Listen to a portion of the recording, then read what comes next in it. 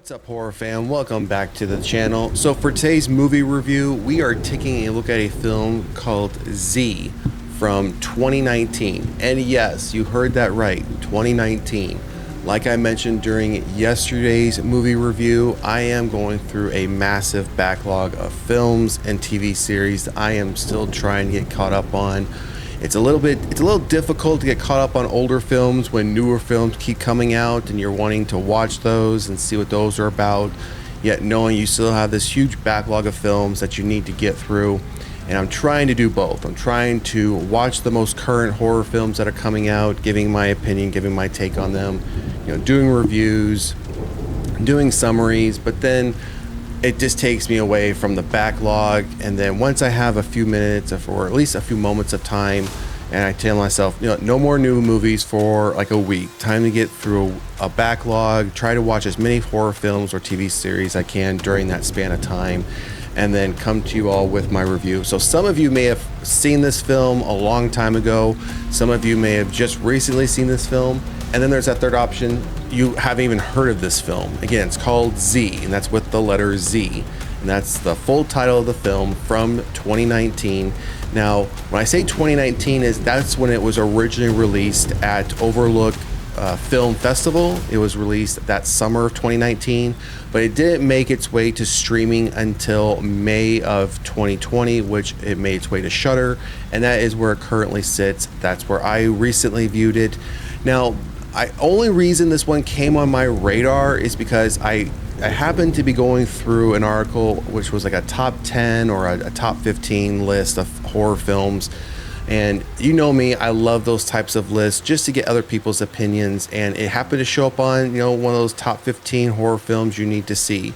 So I was intrigued, thought it looked interesting, gave it a watch. So we're going to jump right into the details of the story of the film, and I'll give my opinions along the way and then give my final recommendation, my final rating of this film. So we'll try to keep it pretty quick, but I want to still give enough details so you kind of know what's going about.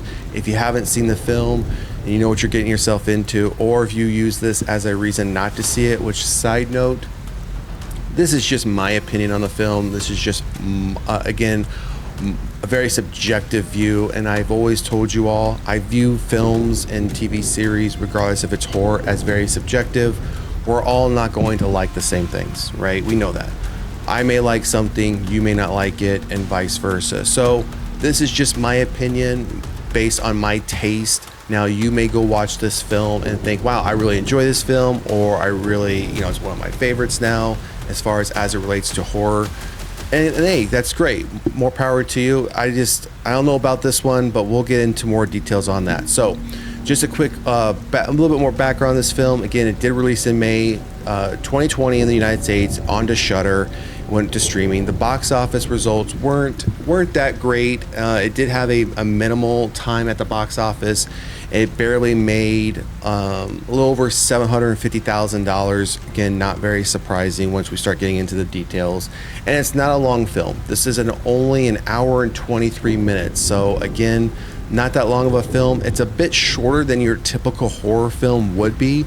Most horror films, it seems like nowadays, are roughly an hour and a half to an hour and 45 minutes. I mean, those are your everyday horror films. Unless it's your big box office films, then we're talking 2+ hours. But this one was pretty short, only an hour and 23 minutes. This one is being considered as a horror mystery thriller. I don't know if I would call it any one of those in the true sense of how I would define a mystery or a thriller. It just felt like, here's a story, here's some jump scares, and we're gonna wrap up the story, and here's the ending. That's truly what it felt like for me. So again, didn't see it really as a mystery thriller. Now, I could see where a little bit of the psychology aspect, horror subgenre can come into play, but beyond that, mystery thriller, I don't know if I would necessarily give it that tag. So let's get into the details. So again, the film is called Z. And as I mentioned, I found this film to rely heavily on the jump scare. Like it almost as if it was using it a bit too much to keep you, again, scared. Now, there were some well-placed jump scares, but overall, I think there could have been a bit fewer of them, maybe utilize them a bit differently, but it was just one of those things where, in horror films and some, it can get overused, and I feel that in this film, the jump scare aspect was a bit overused. Now, getting into the details of the story, so this film focuses on a character, Josh Parsons. He's played by Jeff Kline. He's 8 years old, and the story is set up to show he doesn't have a lot of friends. He in or out of school. So early on, his parents' name's Elizabeth, or she goes by Beth in the film. She's played by Keegan Connor Tracy, and the husband's name is Kevin, who is played by Sean Rogerson.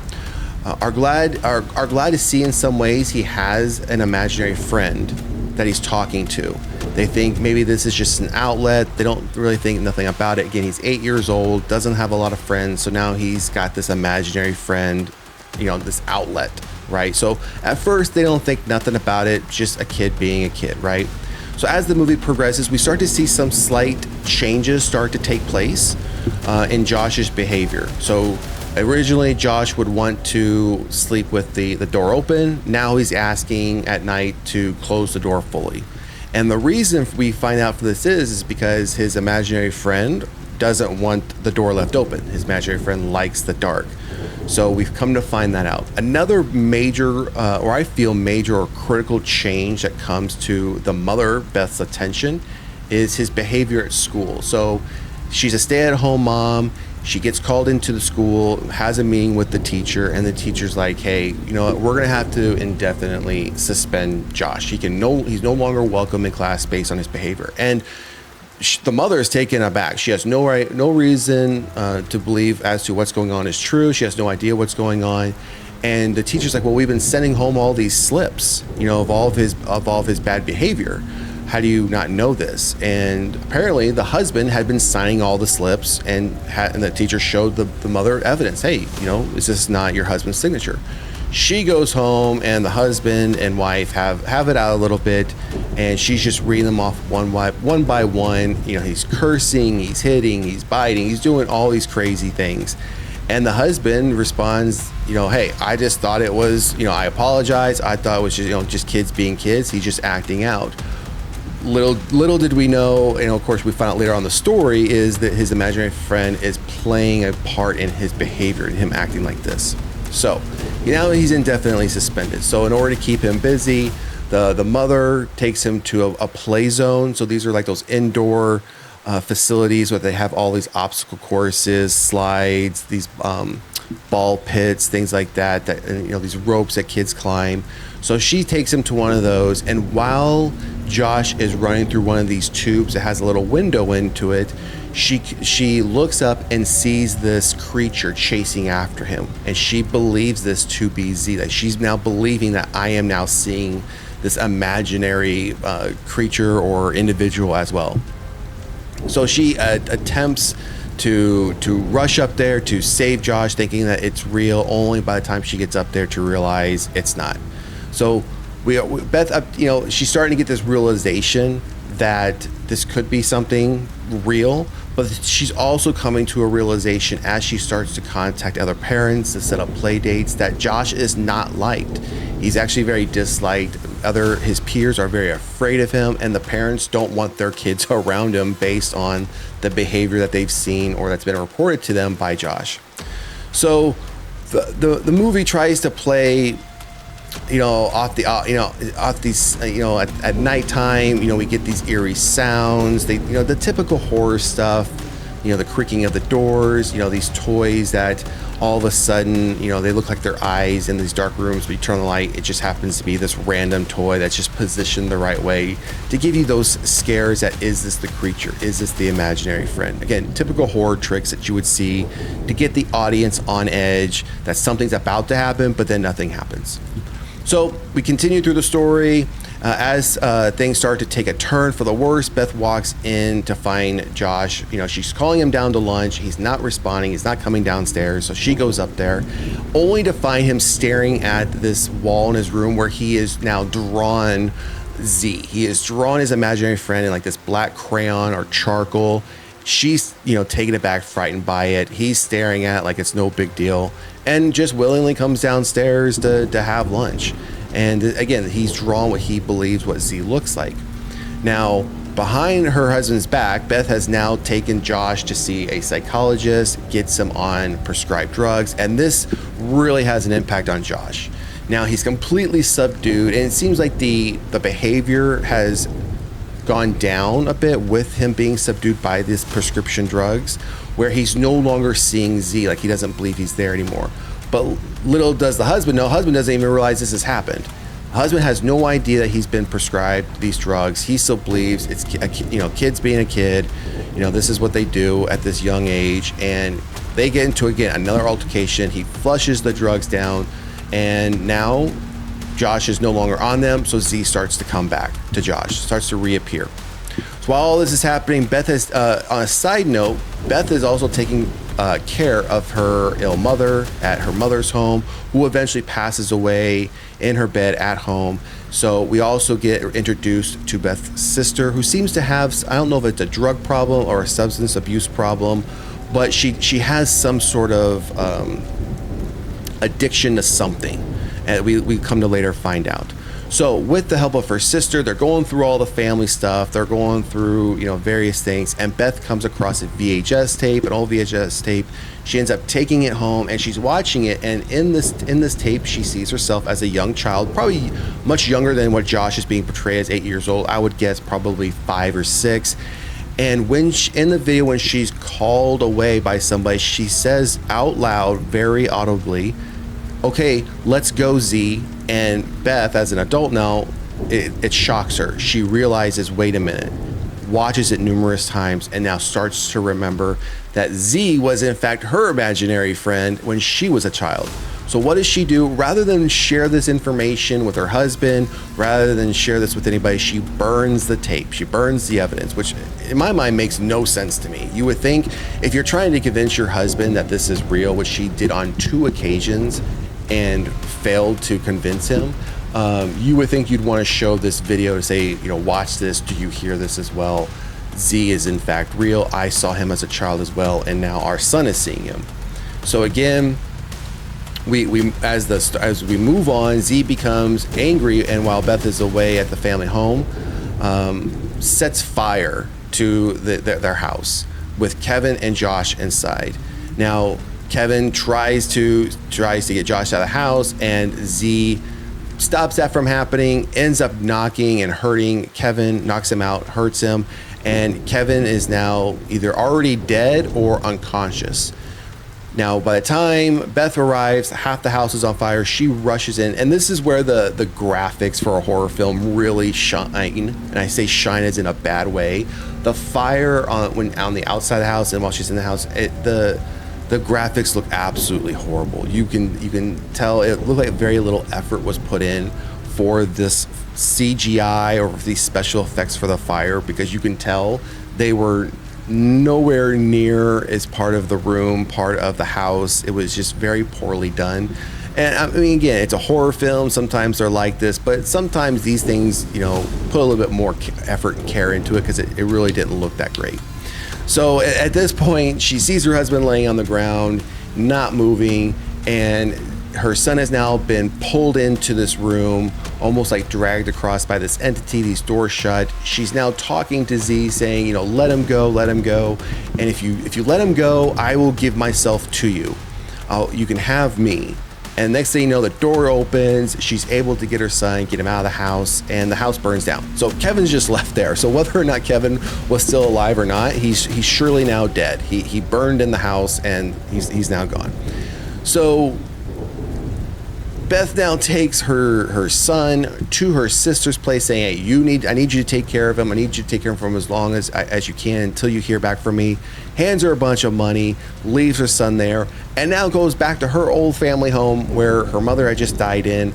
And now she is dressing up as if she is a young girl, and is having now these full-on conversations with Z, as if Z is fully there with her. Well, and we're meant to believe he's there with her, but she's making like 2 meals, 2 breakfasts, talking to him like it's no big deal, up until we get to the point where we do find out that the same doctor that was treating her son also treated her when she was a child for the same thing. Now, why this wasn't brought up by the doctor earlier on when they brought the son in to have him looked at and medicated, you think he would have been like, hey, let me pull you aside. You don't remember me? You don't remember we had this conversation, 30 years ago when you were seeing Z?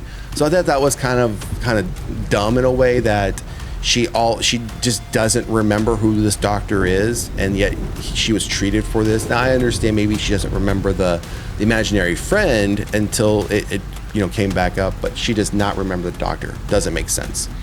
So all in all, the doctor shows up. She pretty much tells him, go away. He realizes there's something obviously wrong.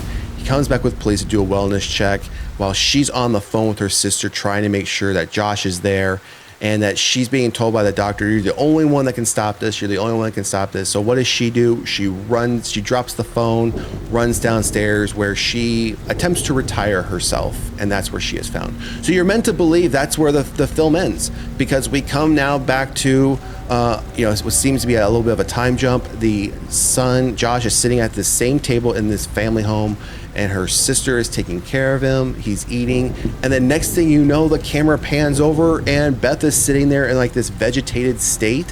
She seems to be aware, but she's having to be spoon-fed her meals by her sister, and that seems to be like her result. I don't know if that was a way of Z now going away, where she's now no longer like fully functional. I don't know. It just seemed kind of odd that if you're going to retire yourself and that's the way to get rid of Z to save your son, then fully commit to that story and be done with it. But that's not what they did. So the film comes to an end where we see Josh. He's lying in bed. It's at nighttime. He's going to sleep, and he's doing like he did earlier on in the film. He's saying goodnight as he's talking to himself, to his mom. But in this case, he's saying goodnight to his mom, his dad, his aunt, and finally he also says goodnight, Z, and the screen goes blank. That's how the movie ends. Now, let's talk rating. Now, if I'm thinking out of 10, well, actually, no, let's stick to 5. That's what we've been doing. We've been doing ratings out of 5. Well, I would give this one probably a 2. It just felt like it wasn't. I get the concept of the imaginary friend, great concept, but I think the execution of the concept didn't land. As far as, again, relying on jump scares, some of the graphics were poorly done. The story didn't make sense as to why she wouldn't remember certain things. And again, just if you're going to say this is how you can get rid of this imaginary person to save your son, then fully commit to that aspect of the story. Don't backtrack once you realize that that's, you don't want to be too harsh, I guess, so to speak, in getting rid of the main character that way. So for this film called Z from 2019, a horror thriller mystery, we are giving it a 2 out of 5. Again, it is currently streaming on Shudder. If you want to check it out over there, feel free to do so. I highly recommend you always watch a film or TV series for yourself rather than fully relying on somebody else to tell you to watch it or not watch it. So that's going to do it for today's movie review. If you haven't done so already, please like, share, and subscribe to the channel. And to all the new and existing subscribers, I truly appreciate all your support. Thank you for subscribing to the channel.